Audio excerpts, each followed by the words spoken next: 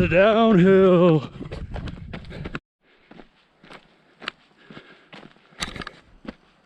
Hey everybody, I'm headed down Game Creek. Just ran up to the divide, 5.5 miles at threshold, and headed down, and as usual had some good coaching points swirling in my head, so I thought I would put a video out for you guys.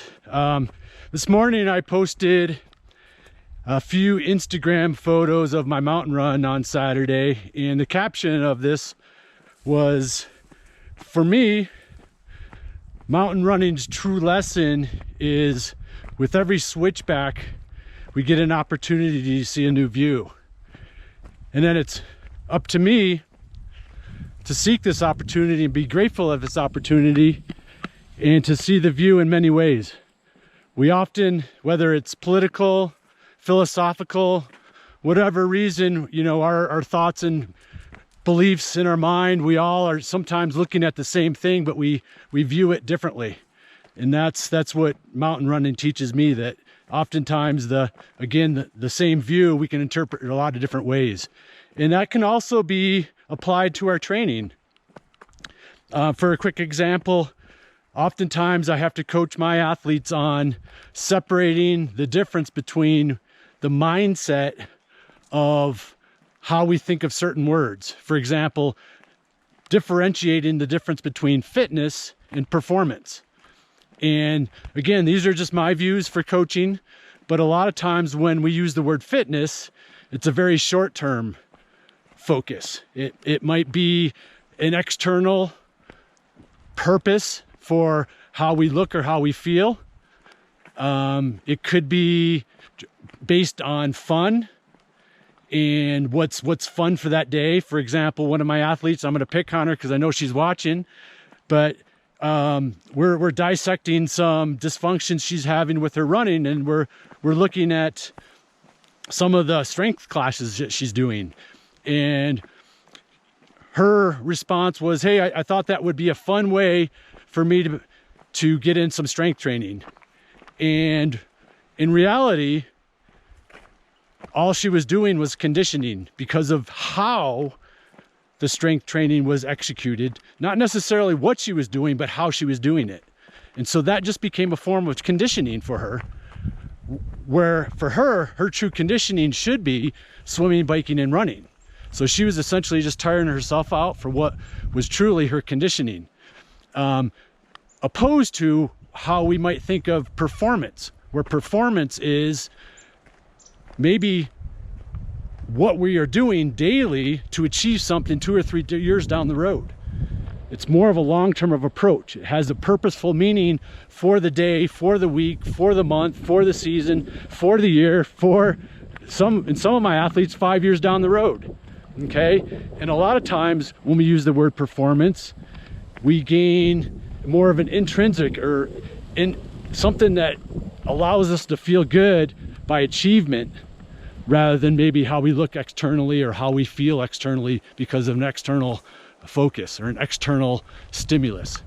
So where I'm going with this is, again, these are just my thoughts and in somewhat my beliefs for coaching, but you know, we're entering the marathon season now, September. I've got athletes doing Chicago and New York Marathon. And as we approach these races, we often hear the terms taper, right? And sometimes that's a kind of a derogative term, or something that athletes don't really look forward to, is the taper. But if we change the word from taper to peaking, now it's maybe a little bit more positive spin on it. And if we go back to the word taper, usually that word taper just means we're backing off on volume and distance. Whereas if we use the word peaking, and how I peak someone for a marathon is that not only do we reduce volume and distance, but we also maintain some intensity. So we are peaking the athlete for peak performance, bringing the word performance back into it. Okay, so again, it might be just a play on words, but start thinking how you use certain words in your daily life or in your training that might present a good or bad way of thinking based on what your purpose of the day is, or your goals, and your life, your way you live your life. So just want to leave it there. A quick tip for marathoners. Like I said, I've got people coming up with their marathons in Chicago and New York, and typically when we use the word taper or peaking, their third week before the race is their last hard week. After that, I start backing off on distance and maintaining some intensity, but I also reduce the intensity. So again, I'm not only tapering their distance, but I'm tapering their intensity, but I'm still maintaining some intensity, which allows them to remain fresh, and the tapering of distance gives them the recovery they need to reach peak performance. And so those last 3 weeks leading into the race, they are doing that peaking process. So again, last third weekend before the race is their hardest week, and then they start their peaking process. So hope that helps if you're doing a fall marathon, and hope it helps in general. We'll see you, and I'm headed back down Game Creek. Let's go. Might be the last day of shorts and a tank. I keep saying that, but snow's on the way. See you next time.